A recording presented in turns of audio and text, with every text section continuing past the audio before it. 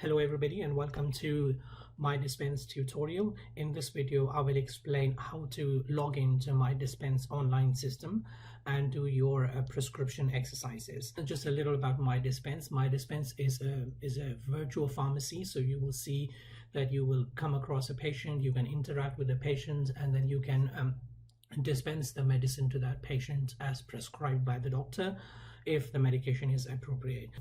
Let's get started. By now all of you should have received an email about your username and password for MyDispense system, and if you have not received that email, please contact me as soon as possible so I can sort it out. In that email you will find that your username is your student ID. So for everybody, your username would be your student ID, university student ID, and in that email which you have been sent, you will find a link you will find a link to set up your own password. So when you click on that link in the email, it will bring you to this screen where you can set up your own passwords. So I will just go ahead and set up my password for my student account.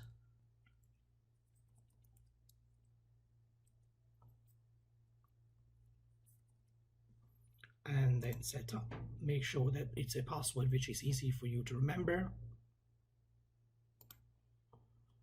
And once you set up your password, it will give you a link to go to the home screen. So if you click on that home button, it will bring up this login the main login screen of MyDispense. One thing you would note important here is that the web address in the browser search. It looks different from the usual web address. It's just the random number. It's not the random numbers, it's the numbers. So that would be your link for future to access MyDispense. So make sure that you save these link or save these numbers somewhere. So let's go ahead and log in to the screen now. So it will ask you for your username and password to log in. So again, just a reminder that your username would be your university student ID, and the password is which you have just set up. So I will go ahead and log in using my student account details. Once you log in, you will see this screen which says MyDispense and Monash University. It says Monash University, Monash because this system has been originally developed by Monash University Australia, so they own the copyrights of it. And under that, the top bar, you will see this unit which you have been assigned to for pharmacy summer training. So so you'll be using the MyDispense for that purpose, for pharmacy summer training, virtual pharmacy training. And this is just the description of that, and this is where there's a link for tutorials or the exercises I have set up for you. So if you click on view tutorials, it will bring you to this screen where you can see week 2, because we are going to start using MyDispense from week 2, and later on as we progress, you will see week 3, week 4, and so on this list. Now once you log in, you should be able to see this as well, and if you do not see this, please contact me as soon as possible so I can do something about that. If you click on week 2, you will see the Sunday exercise, the prescription exercise which you have to do on Sunday. So as it's already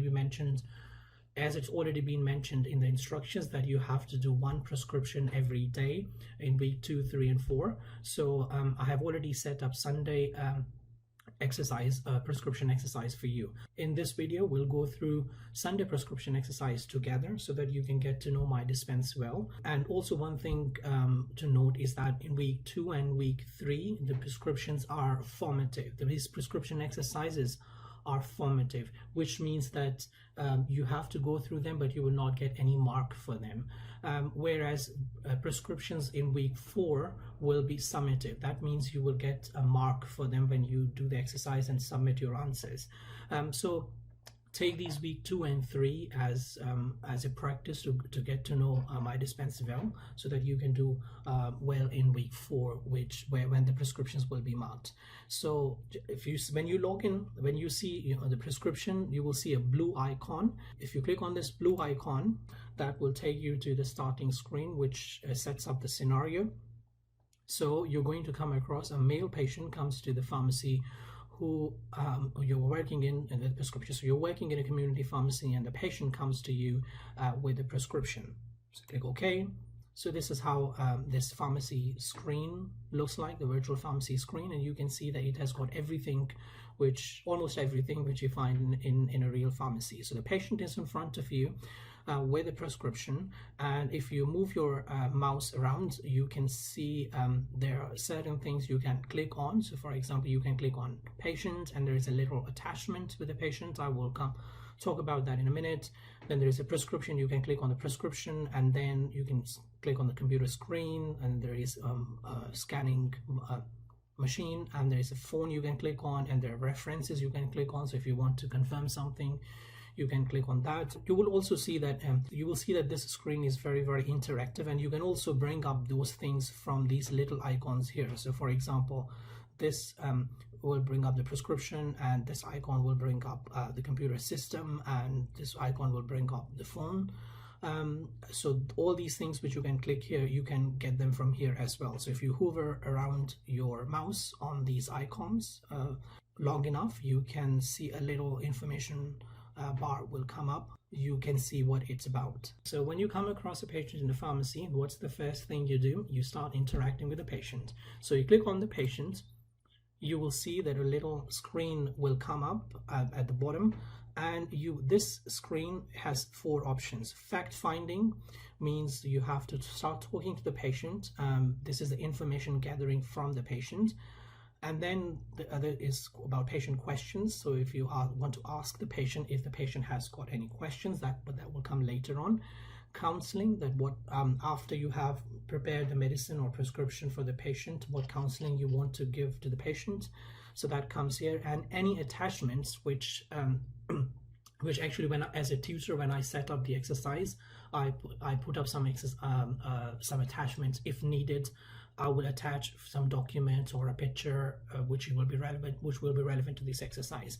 So just to show you quickly for the sake of this exercise, you can see I have attached a drug monograph from Lexicon here. So that means that you might need that when you go through the prescription. So let's go and start talking to the patient. If you click on fact finding, you will see a list of questions will appear. Which you should ask the patient. Now, when I listed these questions, I have put them in random order. So but you need to learn how to start the conversation and ask the questions from the patient in a logical order. So it's not just the random shooting of questions. It's important for you to learn how to start the conversation with the patient and ask the questions in a logical order. The other important thing is you need to learn is to ask the relevant questions. So you can see that this list has got, this is a generic list of all the questions. So maybe some of the questions will not be relevant to this patient. So you need to learn that you don't ask those questions which are not relevant. So for example, if it's a male patient, you have to make sure that you don't ask about pregnancy, which will be completely irrelevant. And these prescriptions are formative, which means you're not getting any mark for that. But later on, the prescriptions which you will get are summative prescriptions for which you will get mark. And in those cases, if you ask any irrelevant question, then you may get negative marking for that as well. So in short, you have to learn, it's very important for you to learn to ask the relevant questions in logical order. It would be worth if you look at if you have a quick look at the list of the questions which you can ask, and that will give you an idea that where you can start from. So if you scroll down the list of the questions which I have set up, you will see there is a question here. Assalamu alaikum, how are you today? So that seems to be the logically the first thing I should greet the patient with. So let's just click on that one. And you can see the conversation which I will have with the patient will come on the screen, literally just like a WhatsApp conversation. So you can see I said to the patient, "Assalamu alaikum, how are you?" And the patient replied this. So whatever I will ask the patient, you can see that this conversation will appear on the screen, just like WhatsApp conversation. And everything which the patient is going to answer, all these answers are those which I have already fed in the system before. So I start greeting the patient with how are you today, and the patient has replied. And then I came across something here. I'm the pharmacist. How can I help? So I asked the patient this, and the patient says, I want this medicine on the prescription. So what's the next logical question could be, is this prescription for yourself? And the patient says yes. So so this prescription, the medicine which will be on the prescription, is for the patient.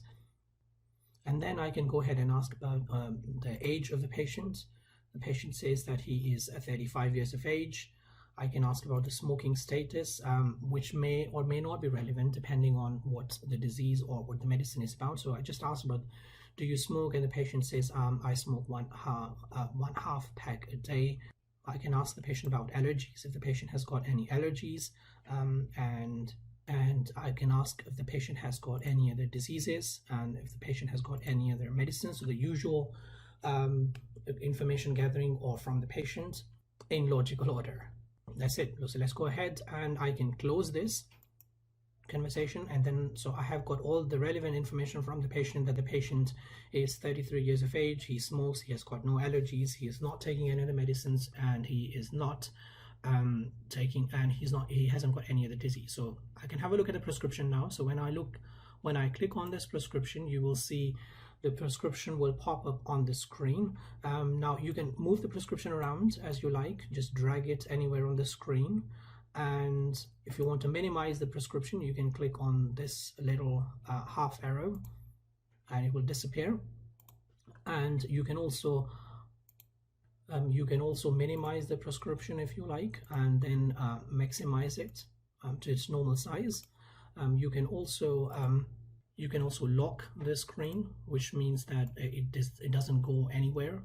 It will stay on the screen, because later on when you will start doing other things, interactive things with the prescription, other things with the system, the prescription will disappear from the screen. So, but if you lock it, then it will not disappear.